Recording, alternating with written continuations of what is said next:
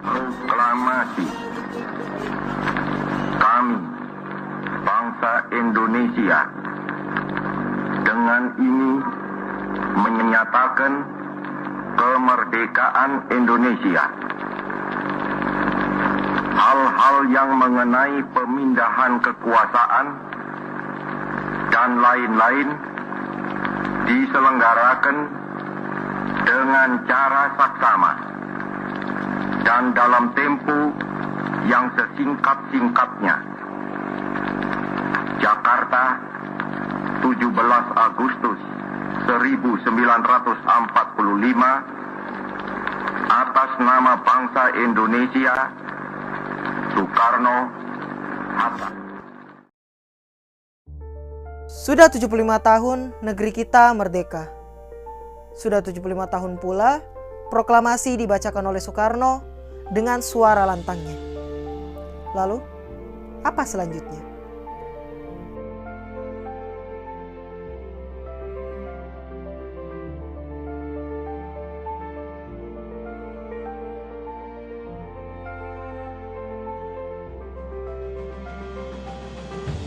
Sudah lama Indonesia merdeka. Setelah perjuangan dan pertumpahan darah hanya untuk satu hal, yaitu kemerdekaan Indonesia. Tapi menurut saya, kita belum merdeka. Nope, saya tidak bilang kita tidak merdeka dari penjajah. Tapi kita tidak merdeka dari negeri kita sendiri. Masalah demi masalah terus datang menimpa Indonesia, negeri kita. Mulai dari masalah sosial, politik, konflik, ekonomi, clash antar umat agama. Seperti konflik yang terjadi di Maluku tahun 1999. Perseteruan ini terjadi karena permasalahan politik yang menyangkut pautkan agama. Perseteruan ini terjadi antara umat Kristen dan Islam pada Januari 1999. Perseteruan ini dengan cepat berubah menjadi pertempuran dan tindak kekerasan terhadap warga sipil oleh kedua belah pihak.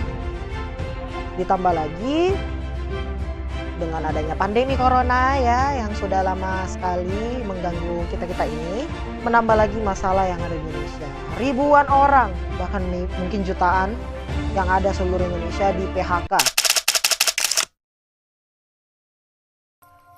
Mereka tidak bekerja, mereka tidak bisa mencari nafkah, mereka tidak ada mata pencaharian. Dan itu adalah masalah yang sangat-sangat besar.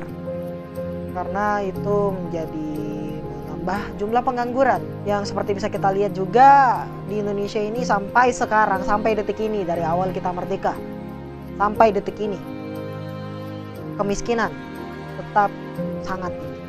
Mengutip dari youkompas.com, Badan Pusat Statistik atau BPS mencatat angka kemiskinan di Indonesia pada September 2019 sebesar 9,22% dari total penduduk Indonesia.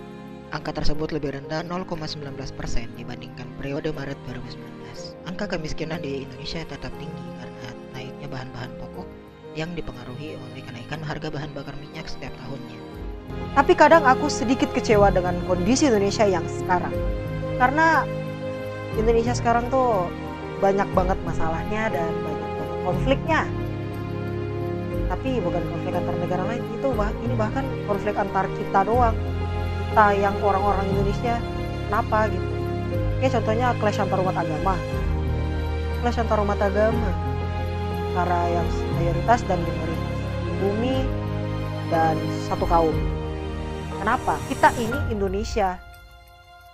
Ya emang kita banyak beragam gitu, ada beberapa agama, ada 6 agama, Islam, Nasrani, Protestan, Hindu, Buddha, Konghucu. Tapi kita tidak sepantasnya melakukan itu dan membunuh mereka, mencela mereka. Kita sebagai mayoritas justru bersatu dan menjadikan itu kekuatan untuk membangun negeri kita menjadi lebih baik. Gak peduli agamanya, rasnya, suku dan budayanya, warna kulitnya, hobinya apa, asalnya dari mana. Kamu orang apa, gak peduli. Kita tetap Indonesia. Kita tinggal di satu tanah yang sama, di satu wilayah yang sama.